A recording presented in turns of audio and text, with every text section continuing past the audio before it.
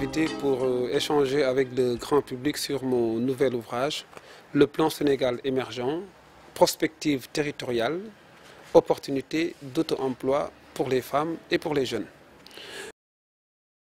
Cette question est facile à répondre pour moi parce qu'en fait je suis sénégalais et j'ai vu que le gouvernement de mon pays est en train de mettre en place des stratégies pour aider les populations à sortir de la précarité. Et je me suis senti volontiers d'analyser le plan, de le lire, d'essayer de voir les opportunités sur lesquelles des femmes et des jeunes peuvent se confronter aujourd'hui pour tirer leur épingle du jeu.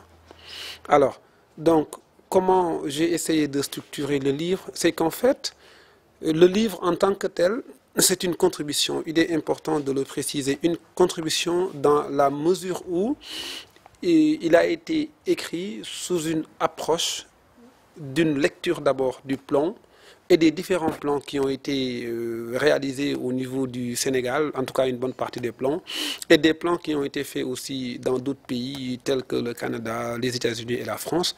Et j'ai fait un peu une étude comparative. Et ce qui est ressorti de l'analyse, c'est qu'en fait le plan Sénégal est un plan qui tient la route, qui mérite d'être soutenu et qui peut en tout cas susciter l'espoir pour la vie de nos concitoyens. Le livre est composé de 5 chapitres. Il m'a été, en tout cas, très essentiel pour moi de revenir sur la notion du territoire. Parce qu'en fait, je pense, et je le confirme davantage, que le plan Sénégal émergent a été conçu sur une logique territoire. Donc, les besoins des populations ont été étudiés afin de proposer, autant pour moi, des solutions idoines.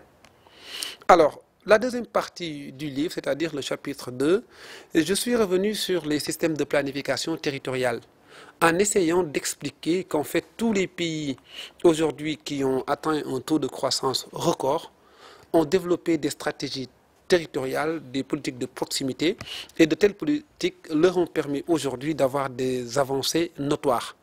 Je me suis permis de citer le système canadien, le système français, le système des États-Unis pour faire comprendre au grand public, aux lecteurs, que ce plan, c'est un plan qui mérite d'être soutenu, qui mérite aussi d'être apprécié et que tout le monde doit converger vers sa mise en application pour un Sénégal meilleur. La troisième partie, je me suis permis d'expliquer que le PSE a une dimension territoriale, c'est-à-dire on a essayé de voir dans les différents secteurs d'activité quelles sont les solutions que le PSE apporte en termes de propositions concrètes pour que les populations exploitent de façon efficace des activités génératrices de revenus. La quatrième partie du livre, j'ai expliqué les niches d'auto-emploi pour les femmes et pour les jeunes. C'est-à-dire, dans cette partie, on voit nettement qu'il y a différentes stratégies qui ont été mises en place par l'actuel gouvernement. Et je les félicite pour avoir eu le courage de déterminer ces différentes actions pour nous faire sortir de la précarité.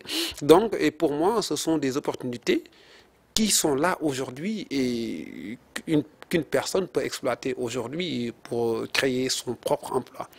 Donc, en dernier chapitre, j'ai essayé de traiter un cas pratique et qui a été orienté sur la pisciculture. Je me suis rendu compte qu'au Sénégal, qu'il n'y a pas une activité d'élever des poissons et je me suis dit que ça aurait été un secteur qui peut comporter des niches de création d'emplois assez intéressantes quand même, et je me suis permis de traiter ce cas. Alors, tout ça pour expliquer en fait qu'il est important aujourd'hui qu'on rêve dans la réalité, c'est-à-dire être objectif et être aussi dans cette relation de pessimisme. Voilà. Le livre s'adresse à tout le monde, mais j'ai traité de façon particulière les femmes et les jeunes. Pourquoi les femmes ? Je crois en fait, dans l'économie sénégalaise actuelle, les femmes occupent une place prépondérante.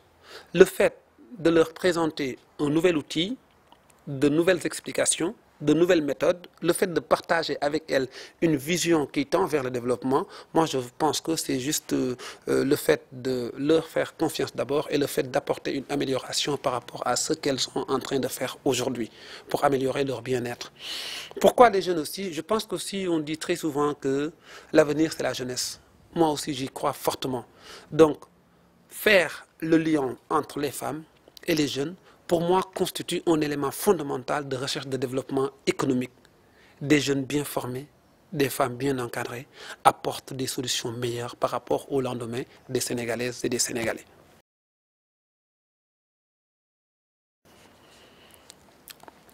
Alors, qu'est-ce que le plan Sénégal émergent? Donc, je vais me permettre d'apporter une réponse par rapport au texte qui a été proposé par le gouvernement du Sénégal.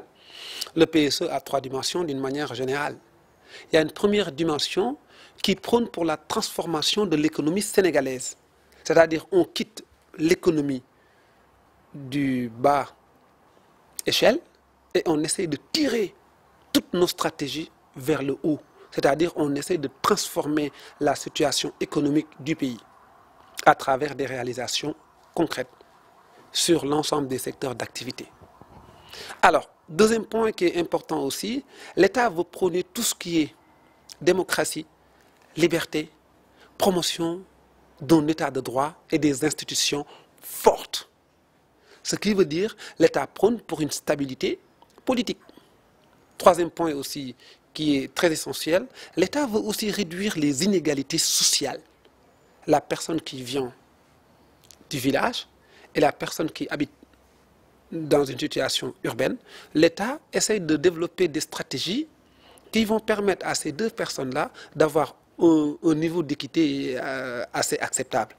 Donc tout ceci est adossé sur une politique orientée sur des projets que l'État du Sénégal va réaliser d'ici 2035 et que ces projets ont été très bien datés, ont été très bien orientés vers des perspectives réelles. Par exemple, d'ici 2018, il y a des projets qui vont être réalisés. Après 2018, d'autres projets vont être réalisés. Donc, c'est vraiment, comme ce que j'ai dit lors de mon intervention avec une télévision de la place, c'est une prospective territoriale. On vise à atteindre un objectif en 2035, mais avant d'arriver en 2035, les signaux seront là.